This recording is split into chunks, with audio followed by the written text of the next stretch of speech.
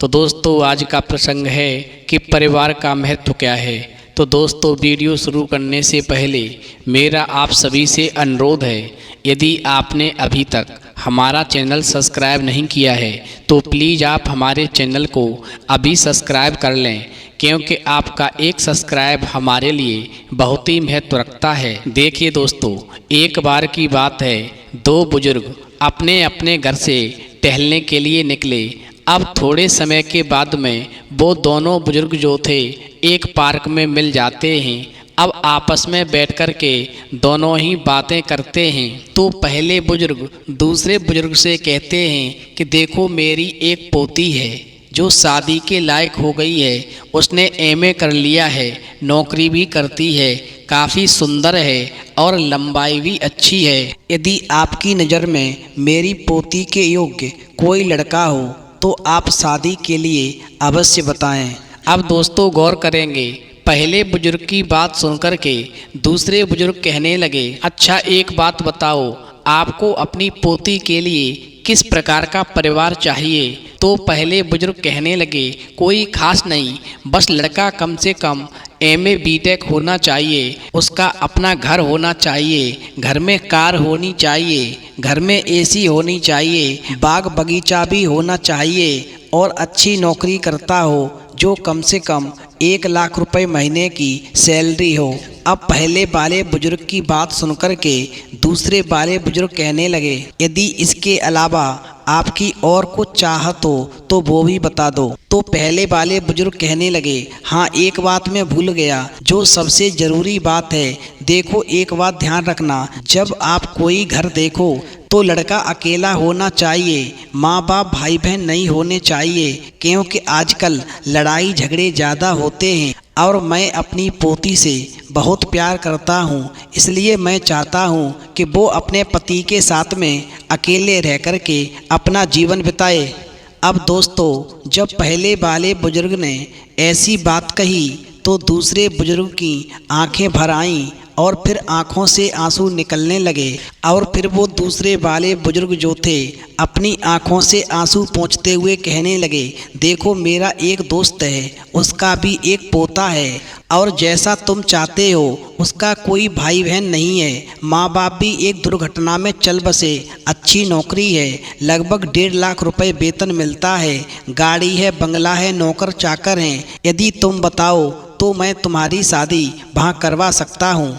अब तो दोस्तों इतनी बात सुनकर के वो पहले वाले बुजुर्ग कहने लगे, तो फिर देर किस बात की है, करवाओ रिश्ता पक्का, मैं शादी कर दूंगा। अब दूसरे वाले बुजुर्ग जो थे वो पहले वाले बुजुर्ग से कहने लगे, देखो शादी तो हो जाएगी, जैसे तुम्हारी एक शर्त है कि उसके घर परिवार में कोई नहीं होना चाहिए, लड़का अकेला होना चाहिए, वैसे ही उस लड़के की भी एक शर्त है कि लड़की का कोई भी माँ बाप भाई बहन या रिश्तेदार नहीं होना चाहिए। मैं उसी लड़की के साथ शादी करूंगा। और इतना कहते कहते उन दूसरे बुजुर्ग का गला जो था वो गम के बारे भर गया। अब दूसरे वाले बुजुर्ग की बात सुनकर के पहले वाले बुजुर्ग कहने लगे, अरे अभी तो हम सभी परिवार वाले जीवित हैं, तो फिर वहाँ पर बात कैसे बनेगी? अब दूसरे वाले बुजुर्ग बोले, कोई बात नहीं है, यदि आप अपनी पोती की शादी उस लड़के के साथ करना चाहते हैं तो एक काम करो, आपका पूरा परिवार यदि आत्महत्या कर ले तो बात बन सकती है और आपकी पोती की शादी फिर उस लड़के के साथ मैं करवा सकता हूँ। यदि आप सभी आत्महत्या करने को तैयार हो तो फिर बताओ, आपकी पोती उस घर में हमेशा सुखी रहेगी, किसी प्रकार की उस घर में कोई कमी नहीं है। अब दूसरे बुजुर्ग की बात सुनकर के पहले वाला बुजुर्ग कहने लगा, ये क्या बकवास करते हो, हमारा परिवार क्यों करे आत्महत्या? कल को हमारी पोती की खुशियों में दुख में कौन उसके साथ खड़ा होगा और उसके दुख सुख कौन बांटेगा? वो अपने दुख सुख को किसके साथ बांटेगी? अब दोस्तों जब पहले वाले बुजुर्ग ने दूसरे वाले बुजुर्ग से इतनी बात कही तो दूसरा बुजुर्ग कहने लगा, वाह मेरे दोस्त, खुद का परिवार परिवार है और दूसरे का कुछ नहीं।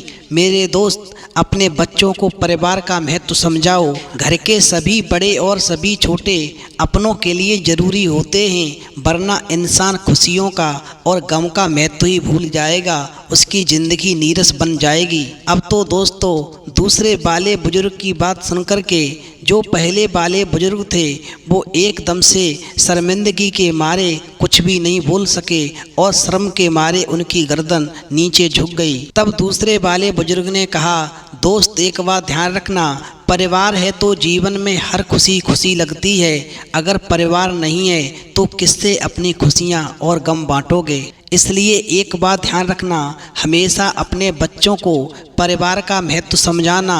और आज मैं आपको कुछ बातें बता रहा हूँ, वो बातें भी अपने बच्चों के साथ में अवश्य शेयर करना। आज मैं आपको बताता हूँ कि परिवार में प्रेम कैसे बढ़ता है। यदि ये बात आपको नहीं मालूम है तो मेरी बातों को अपने जीवन में उतार लेना और अपने बच्चों में भी ऐसे ही संस्कार डालना और ये बातें अपने बच्चों के साथ भी अवश्य शेयर करना। नंबर 1, धर्म से सदा जुड़े रहने से संयुक्त परिवार में प्रेम पनपता है। धर्म से जुड़े रहने का तरीका है एक ही इष्ट बनाकर के नित्य प्रतिदिन संध्या वंदन करना चाहिए। नंबर 2, घर के सभी सदस्य मिलकर सप्ताह में एक बार परमेश्वर की प्रार्थना अवश्य करें और ध्यान करें। नंबर 3, घर के सभी सदस्य एक साथ बैठकर ही भोजन करें। साथ बैठकर भोजन करने से एकता और प्रेम बढ़ता है। नंबर 4, घर के सभी सदस्य एक दूसरे से हर तरह के विषयों पर शांतिपूर्ण तरीके से वार्तालाप करें, किसी भी सदस्य पर अपने विचार नहीं थोपें। नंबर 5, घर में हंसी खुशी का माहौल रहे, इसके लिए सभी को अपने स्तर पर प्रयास करने चाहिए। नंबर 6, घर की अर्थव्यवस्था में सभी को एक दूसरे का बराबर सहयोग करना चाहिए। नंबर 7, कुल परंपरा की रीत रिवाजों का पालन अवश्य करें। नंबर 8, संपत्ति और पूंजी पर सभी का बराबर अधिकार होना चाहिए। रिश्तों के बीच कभी भी रुपयों को न आने दें। घर का कोई भी सदस्य कभी भी दूसरे सदस्य से ना तो अमीर होता है और न गरीब होता है, सभी रिश्ते हमेशा खून के होते हैं। नंबर 9, माता पिता, भाई बहन, बेटी बेटा और पत्नी के प्रति अपनी जिम्मेदारी समझनी चाहिए। नंबर 10, परिवार के सदस्यों को जहां एक दूसरे की बुराई करने से बचना चाहिए, वहीं उन्हें घर की स्त्रियों के मायके की बुराई से भी हमेशा दूर रहना चाहिए। नंबर 11, घर के सदस्य यदि एक दूसरे की तारीफ और सम्मान करेंगे तो निश्चित ही संयुक्त परिवार में एकजुटता आएगी। नंबर 12, परिवार के पुरुष सदस्यों को किसी भी प्रकार का नशा नहीं करना चाहिए और स्त्रियों को भी हमेशा अपनी मर्यादा समझनी चाहिए। नंबर 14, स्त्रियां हमेशा अपने पिता और अपने पति के घर में ही रहती हैं तो सम्मान बरकरार रहता है। दोनों के घर के अलावा और कहीं रात बिताती हैं तो इससे भ्रम की स्थिति हमेशा उत्पन्न हो जाती है।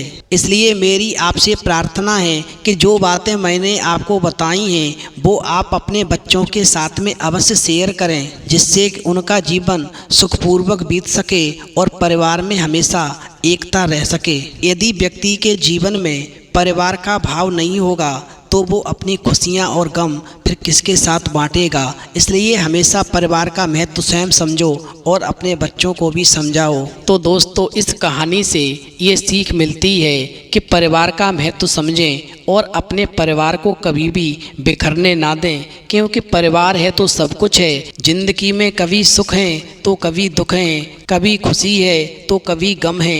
यदि हमारा परिवार हमारे साथ होता है तो दुख सुख में हमारे साथ खड़ा होता है। इसलिए हमेशा परिवार के महत्व को समझना चाहिए। तो दोस्तों, यदि आपको हमारी वीडियो पसंद आई हो तो प्लीज़ आप हमारे चैनल को अभी सब्सक्राइब कर लें, क्योंकि आपका एक सब्सक्राइब हमारे लिए बहुत ही महत्व रखता है। तो दोस्तों, इस वीडियो में इतना ही।